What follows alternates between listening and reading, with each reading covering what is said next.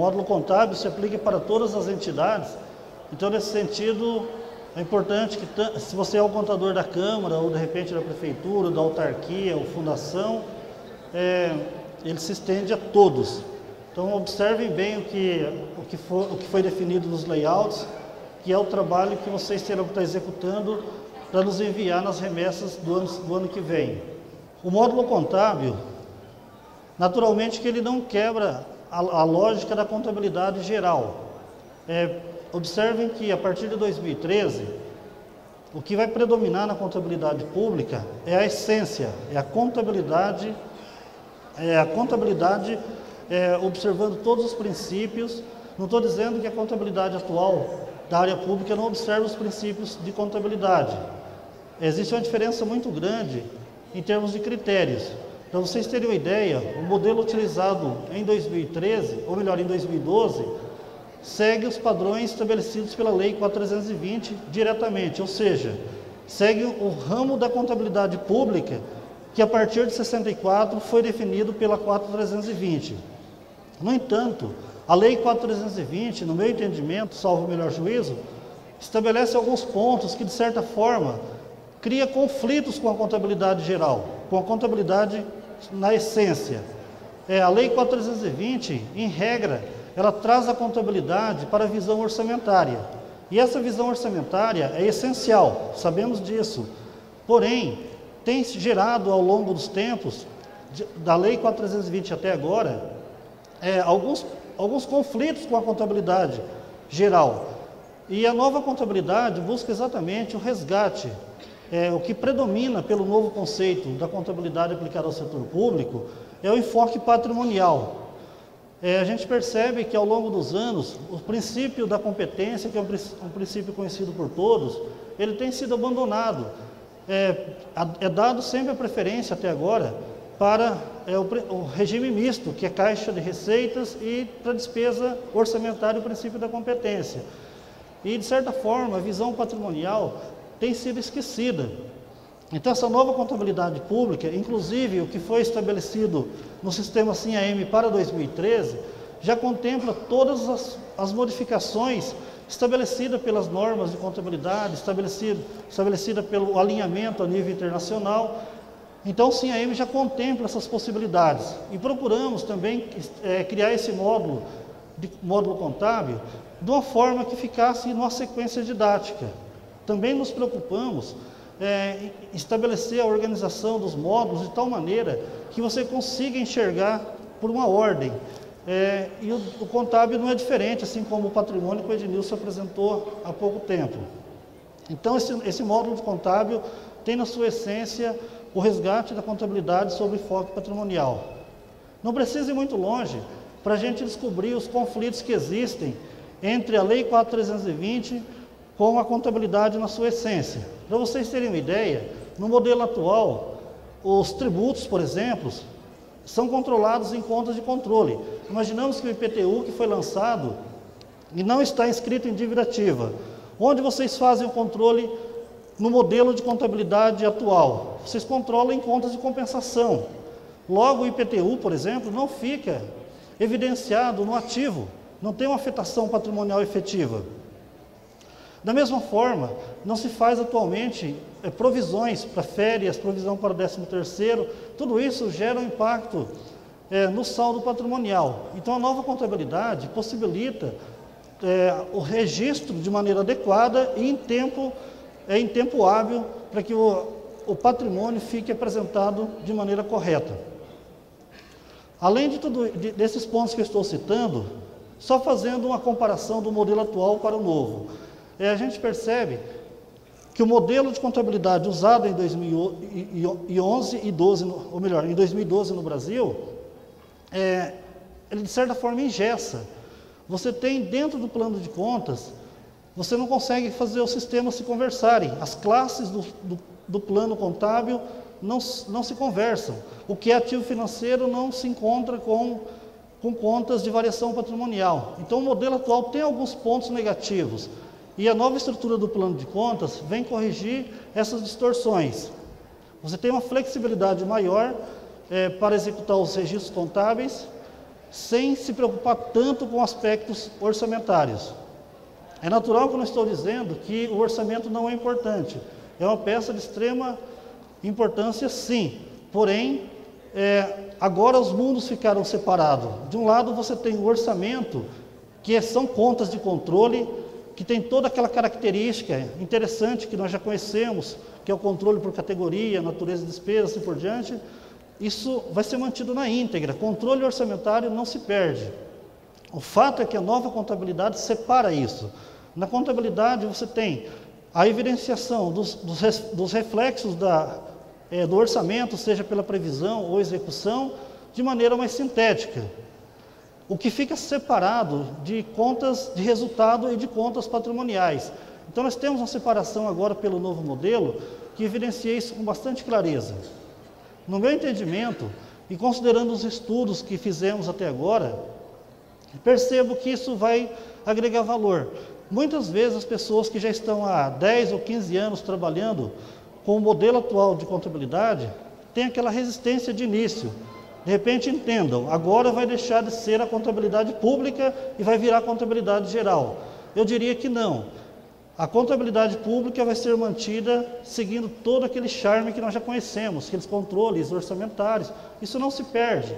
O que vai mudar simplesmente é que você vai olhar a contabilidade pública seguindo a ciência efetiva, seguindo exatamente o que você aprendeu lá na graduação, que o professor ensinou a fazer aquele exercício. Então isso é o que vai ser aproveitado e talvez eu diria que vai ser o grande ganho. Agora as pessoas que de repente têm a resistência, eu acho que não vai ter nenhum problema, é só uma questão de adaptação. Outro ponto que nós estamos considerando também é publicar o máximo de elementos para que vocês tenham subsídios para entender essa nova sistemática. Para terem uma ideia, publicamos há 15 dias mais ou menos uma tabela de eventos contábeis com 203 eventos. Está publicado lá na página do Tribunal do CINAM 2013. Esses eventos têm o objetivo de dar um encaminhamento de como contabilizar a abertura do exercício. O que eu citei ontem, que vocês terão que estar enviando aquele mês zero, que é o mês de abertura, vocês terão todo o amparo através dessa tabela de eventos de inicialização que publicamos. Você vai conseguir identificar com clareza como contabilizar a implantação do saldo de bancos, ou seja, de bens do imobilizado. Tem todas as contas que serão debitadas e creditadas. Só lembrando que os eventos que nós publicamos, eles podem ser expandidos. Imaginamos, para evidenciar isso com mais clareza, o plano de contas tem 12 níveis. Desses 12 níveis, nós publicamos os eventos padronizados até o 3º, ou 4º ou 5º nível, de acordo com a necessidade para efeito de análise do tribunal. No entanto, vocês podem criar os seus eventos desdobrando os nossos. Tem a mesma característica do plano de contas contábil. Nós temos uma tabela de eventos padrão, que tem a mesma lógica do plano contábil padrão. Logo, vocês poderão estar criando os seus eventos num detalhe, assim como criam contas contábeis no seu plano de contas que utilizam no dia a dia. Tem a mesma característica. Então, eu diria assim, tem mudança, está evidente que a mudança é grande, mas eu não percebo que isso vai ser um item que vai inviabilizar a elaboração das demonstrações e o movimento diário da contabilidade. Bom, diretamente ao módulo de contabilidade, a primeira tabela que vocês terão que estar trabalhando é a visualização do plano de contas. Esse plano ele foi publicado em agosto do ano passado, foi publicada a primeira versão. E depois fizemos alguns ajustes e hoje, se não me falha a memória, estamos na 3ª ou 4ª versão. Algumas contas foram acrescentadas. A primeira versão, ela apresentava contas duplicadas. Isso em função de um critério que adotamos, que estarei esclarecendo. Na nova contabilidade, apesar de prevalecer os aspectos patrimoniais, existe um artigo na Lei 4.320 que diz claramente que o balanço patrimonial tem que ser apresentado, tem que ser composto do ativo financeiro, ativo e passivo financeiro, ativo e passivo permanente e contas de controle. Mais ou menos está definido assim na lei 4.320. E como essa lei está em vigor, nós não podemos, não teve como a gente abrir mão dessa definição legal. Nesse sentido, na primeira versão nós publicamos as contas do plano duplicadas. Vou até citar um exemplo. Pessoal a pagar, lá na classe 2, tinha uma conta de pessoal a pagar com a definição de P, que é permanente, para atender a legislação. E aquela mesma conta, porém com um código que a diferenciava da anterior, estava codificada com a letrinha F, para representar que ela é uma conta do passivo financeiro. Então, esses pontos, de início, nós partimos por essa linha. Inclusive, o Manual de Contabilidade do Governo Federal possibilita isso. Você pode duplicar a conta ou encontrar outro mecanismo para controle da evidenciação do ativo e passivo financeiro, separando do permanente. No entanto, chegamos à conclusão, com o passar dos meses, que não ficou bem apresentado o plano daquela forma. Percebemos que a duplicação de contas iria gerar uma dúvida gigantesca. Inclusive, teríamos que incluir muitas regras no sistema para controlar tudo isso. E sem contar que vocês teriam muitas dúvidas. Então, arrumamos uma outra solução.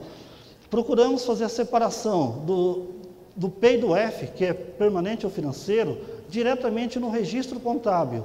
Cada lançamento contábil que vocês procederem na sua entidade, vocês terão que estar identificando esse lançamento.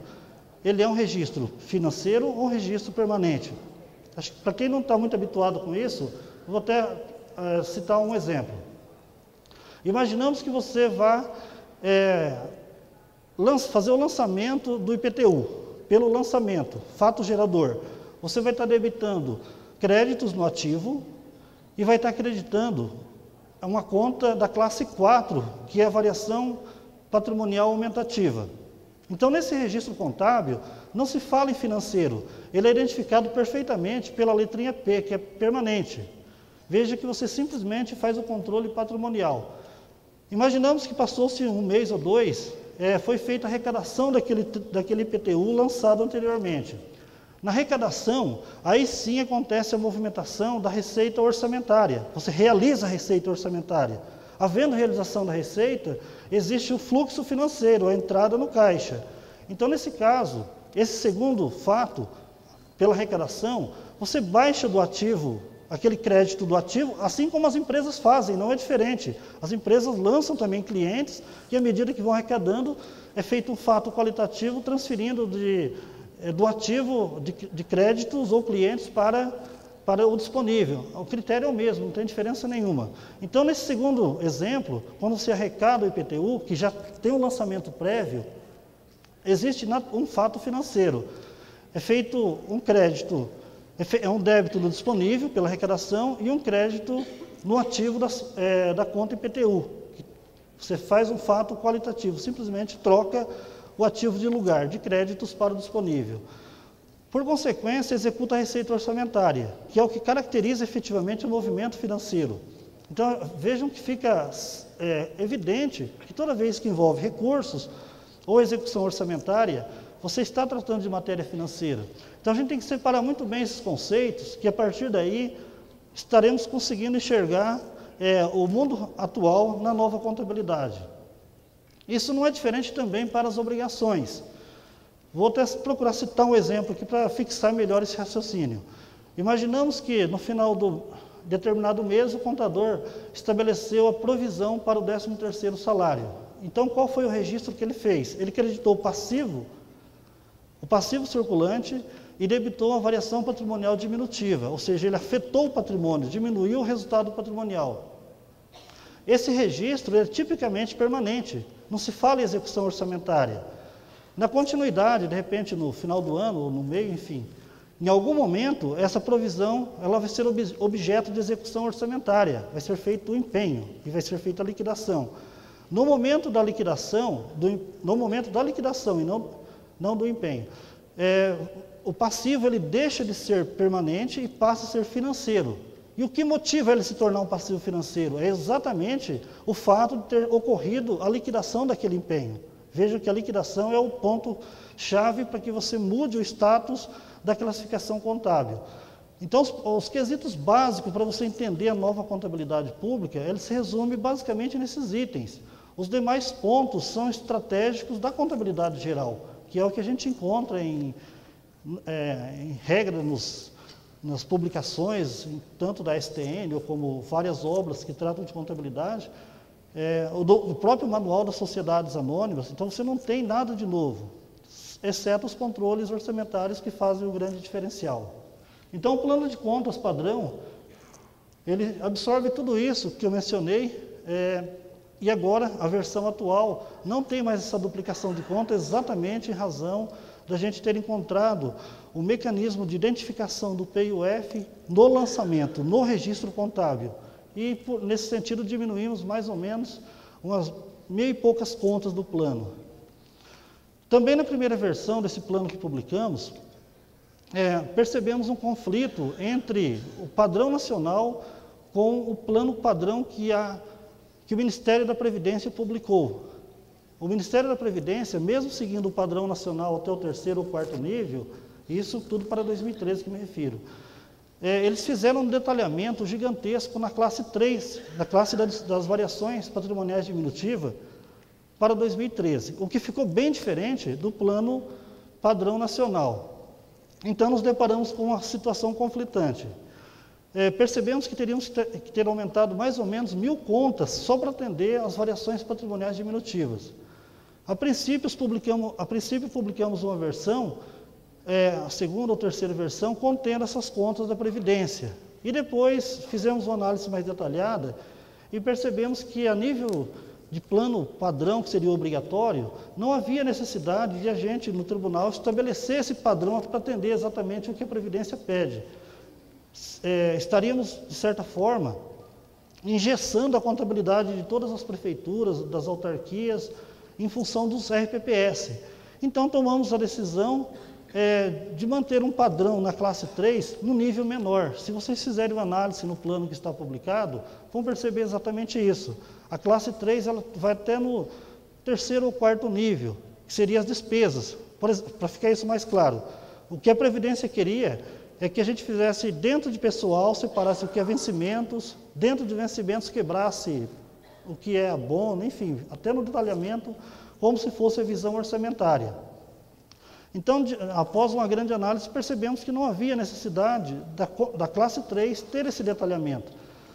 Agora, os RPPS, caso queiram, para atender a particularidade da Previdência, poderão estar criando o detalhamento de acordo com o plano que a Previdência publicou. Tá? Quanto a isso, não tem nenhuma objeção, nenhum item que vá estar gerando prejuízo. Certamente observaram que o novo plano de contas ele tem uma nomenclatura um pouquinho diferente do que a gente está acostumado a utilizar atualmente. Observe que ele começa da classe, grupo, subgrupo, título, subtítulo, item, subitem. Essa primeira parte de codificação é definida pelo Plano de Contas Nacional.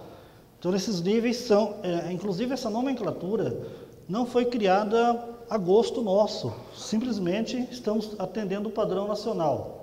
E também procuramos, ao longo dos estudos, apropriar o máximo, absorver o máximo de coisas que são compatíveis com o padrão nacional. Procuramos não criar nada que fosse contrário à ciência, visando aproveitar os ensinamentos de pessoas que saem, ou melhor, o conhecimento de pessoas que saem da graduação, de pessoas que atuam na iniciativa privada. Então, procuramos seguir um padrão nacional com o objetivo exatamente de que as coisas sejam, aquilo que é visualizado aqui no Paraná, quem trabalha na Bahia também enxergue mais ou menos da mesma forma.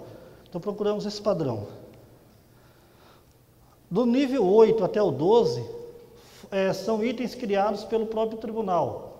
Nesses níveis, 8, 9, 10, 11 e 12, é onde nós estaremos criando aquelas contas que a gente entende que são necessárias para efeito da nossa análise, as quais já estão publicadas no plano atual.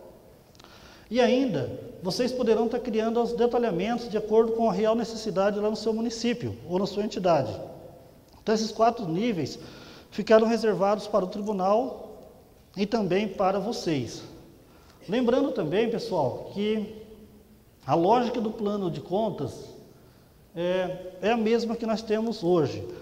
O plano de contas de vocês, seja no RPPS ou, enfim, qualquer entidade, tem que conter, no mínimo, todas as contas padronizadas no plano padrão do tribunal. E natural que vocês terão detalhamentos, terão mais contas do que no nosso plano. E no plano da entidade, ainda você tem a possibilidade de converter uma conta que no nosso plano de contas padrão é sintética, você pode estar convertendo em analítica, convertendo essa conta em analítica e está movimentando, ou pode estar Imaginamos que nós temos uma conta sintética. Se essa conta sintética no padrão, você não teve nenhum movimento em meses anteriores de débito e crédito, é possível que você converta essa conta, se ela for sintética, você pode estar convertendo em analítica, ou se ela for uma conta analítica, você pode convertê-la em sintética e criar suas contas analíticas em níveis abaixo. Então, esse critério não muda em relação ao atual. A única diferença é que a gente não vai estar criando regras para determinadas classes. Então, adotamos isso como um padrão. Linearmente, você poderá criar detalhamentos no plano para todas as classes. Nós não definimos que algumas classes não poderão. Isso fica mais fácil o entendimento. Então, imaginamos que no nosso padrão nós temos a conta banco, conta movimento, está lá no disponível. Então, esse é o nosso padrão. Se você chegar à conclusão de que precisa criar níveis abaixo, separando por bancos, não há nenhum problema. Você transforma a nossa conta em sintética e cria suas contas analíticas. E se concluir ainda que dentro de cada banco você precisa abrir as contas propriamente ditas, com o número da conta, enfim, você também poderá estar fazendo isso. Só lembrando que a gente procurou trabalhar esse plano de contas considerando a visão de conta corrente. A União utiliza muito isso. Inclusive, os sistemas de informática que vocês usam já têm essa visão de conta corrente. No plano de contas que usamos atualmente, do tribunal, todas as contas bancárias, por exemplo, vocês cadastram dentro do próprio plano. Vocês criam níveis lá e cadastram a conta FPM, a ICMS, por exemplo, ao movimento, e ainda criam contas para aplicação de cada uma dessas. Você cria no nível de movimento e no outro nível, 3, alguma coisa, você cria isso no plano atual. Você cria a conta de aplicação. E se for a longo prazo, você cria outra. É como se você estivesse replicando o registro. É lógico que funciona muito bem. Porém, em decorrência da reestruturação, concluímos que no novo plano você não precisa estar fazendo dessa forma. A lógica que a gente está propondo, que está disponível inclusive, é que você possa utilizar no plano, se caso queira, somente a conta banco, conta movimento. Uma única linha. Você pode registrar todo o movimento bancário nessa conta. Se acontecer uma aplicação, seja na poupança ou outro tipo, você faz um movimento na conta poupança, por exemplo. A separação das contas bancárias, ela não se dá hoje nós temos uma tabela que você vincula a conta bancária versus conta contábil. Isso a gente usa em 2012. Em 2013 nós não teremos mais esse vínculo. Você tem como o cadastro de banco, é um rol de contas bancárias, e essas contas bancárias poderão ser movimentadas em contas do plano. Não que você tenha que cadastrar obrigatoriamente todas as contas dentro do plano contábil. Eu vou tentar, essa parte é um pouquinho complicada, eu vou tentar ser um pouquinho mais didático. Vamos imaginar o seguinte, na graduação, quando o professor nos ensinou a fazer um registro contábil, fazer um lançamento, ele deu um exercício, o que ele fez? Ele deu um plano de contas, impresso normalmente. Esse plano de contas serviu de base para você fazer os lançamentos de compras, vendas de mercadorias. Isso levando para uma visão de graduação. A partir desse plano, você começou a fazer lançamentos de débito e crédito no caderno. Como você cria, imaginamos que o lançamento do disponível, você faz diretamente só fazendo referência à conta do plano. Você tem determinada conta do disponível, você faz referência e faz o débito e o crédito. O novo modelo de contabilidade não é diferente disso. Não que você teve que incluir todas as contas bancárias no plano, não necessariamente, você vai fazer um movimento de débito e crédito indicando qual conta foi afetada por aquele registro. Então a lógica não é diferente, ela é a essência normal da contabilidade. O que a gente vai estar identificando é dentro de cada conta bancária qual foi o movimento vinculado a tal conta contábil. É o movimento que se vincula à conta contábil e não à conta bancária. É bem diferente. Vocês estarão entendendo isso nos slides seguintes, inclusive no módulo tesouraria. No plano de contas padrão, temos aqui alguns identificadores. Inclusive, segue o modelo da União. A conta ela é escriturável ou não escriturável? Se for escriturável, representada pela letrinha S. Se ela for analítica, é S. Se ela for uma conta sintética, é N. O que muda um pouquinho o conceito que usamos atualmente. Mas, no final das contas, não tem nenhuma diferença. Os tipos de natureza de saldo.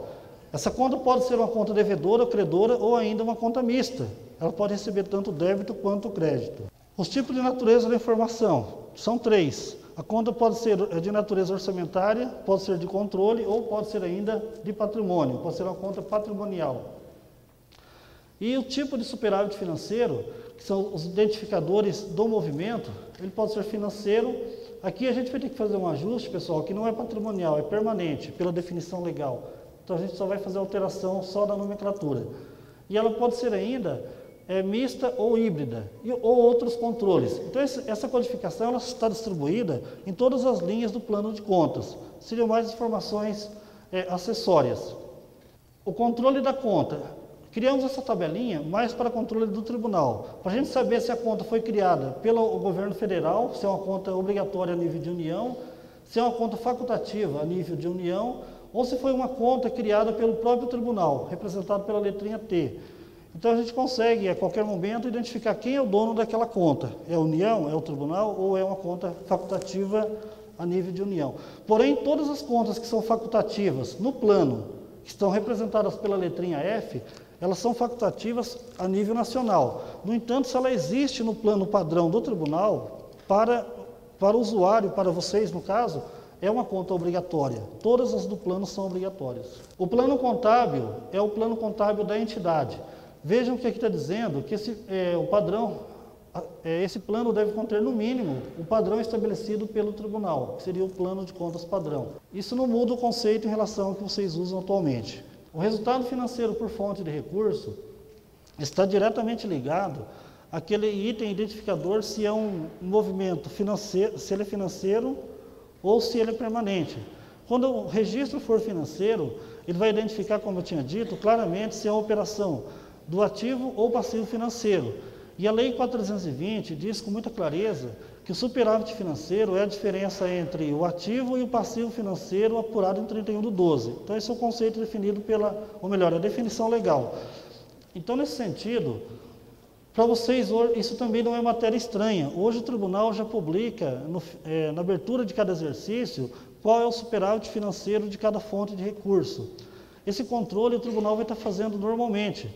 No final depois que foi mandado, imaginamos o 6º bimestre agora de 2012, a gente vai estar publicando lá no SINAEM 2013 um relatório, certamente vai ser um relatório, porque vocês não terão mais a inicialização. Um relatório dentro da opção SINAEM 2013, que vocês se logam e certamente terá a opção desse relatório, para visualizar o superávit financeiro do ano anterior, que vai servir de base para abertura dos créditos adicionais originários do superávit financeiro em 2013. Então, isso aqui entendam que a gente vai estar disponibilizando essa informação a exemplo do que é feito atualmente. O movimento contábil mensal. Hoje vocês já declaram isso, que nada mais é do que aquela tabela saldo mensal conta contábil que vocês fazem hoje. É o balancete de verificação do mês. Então, aqui só faz referência qual conta contábil, passando pela classe até o nível 12, que foi movimentada, de qual mês e ano, qual tipo de movimento. Lembram que eu citei ontem que o tipo de movimento pode ser de abertura do exercício, ou pode ser de movimento normal, ou pode ser ainda de encerramento do exercício.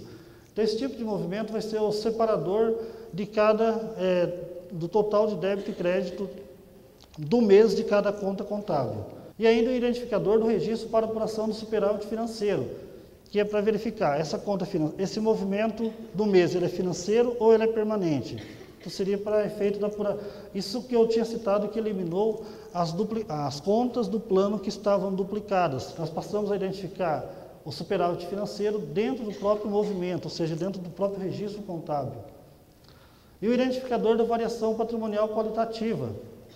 Quando vocês forem fazer uma análise desse movimento contábil mensal, terão esse campinho para informar se aquele registro contábil ele é de uma variação qualitativa ou não.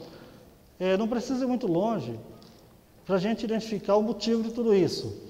Na demonstração das variações patrimoniais, a partir de 2013, que é uma das demonstrações estabelecidas pela nova contabilidade, essa demonstração tem a mesma característica da DRE de uma empresa, da demonstração do resultado do exercício, tem a mesma característica. Então, na demonstração das variações patrimoniais, no final tem algumas linhas que devem ser evidenciadas, o total das variações qualitativas. Existem as variações, as qualitativas que não afetam o patrimônio. Então, são exatamente essas que devem ser representadas. E para a gente identificar qual fato que é qualitativo, foi necessário incluir isso também diretamente no registro contábil, que dá um reflexo direto no movimento contábil mensal. Para quem, de repente, não está muito familiarizado com esse termo variação qualitativa, isso nada mais é do que as mutações patrimoniais utilizadas em 2012. Agora, para quem não sabe o que é mutação patrimonial, tem que ir voltando um pouco, não é isso? A mutação patrimonial, ela reflete aqueles registros que têm execução orçamentária e que não afetam o patrimônio. Vou citar um exemplo. Arrecadação da dívida ativa. A dívida ativa já está lançada no patrimônio, já está no ativo, e quando é feita a arrecadação, simplesmente você troca a dívida ativa pelo banco, pelo disponível. Então, nesse caso, houve execução orçamentária, mas não afetou o patrimônio. Então, nós estamos falando de uma situação típica de variação patrimonial qualitativa. Então, são esses registros que vocês terão que estar separando para quantificar o que é qualitativa, separando das variações que afetam o patrimônio. Aqui, só para exemplificar melhor, 1 abertura, 2 movimento normal, 3 encerramento. Aqui são as opções para variação qualitativa. Você pode ter incorporação de ativo, você pode ter desincorporação de passivo, ou pode ter ainda desincorporação de ativo e incorporação de passivo. O exemplo que eu citei da dívida ativa se encaixa exatamente no item 4. Quando você desincorpora um ativo, arrecada uma dívida ativa, troca isso pelo caixa, você está falando diretamente de uma desincorporação de ativo, porém não afeta o patrimônio. Agora, tem aquela situação que você desincorpora um passivo. Até posso citar um exemplo. Existem normalmente contratos de parcelamento de dívida, ou que seja de operação de crédito, registrado no passivo permanente, lá no anexo 16. Em algum momento é feito o pagamento, ou seja, amortização. Quando você faz a amortização de uma dívida, que seja permanente, ou seja, a longo prazo, você está se referindo diretamente a uma desincorporação de passivo para efeito de variação qualitativa, que não causa impacto nenhum no patrimônio, porém reduz o valor da dívida.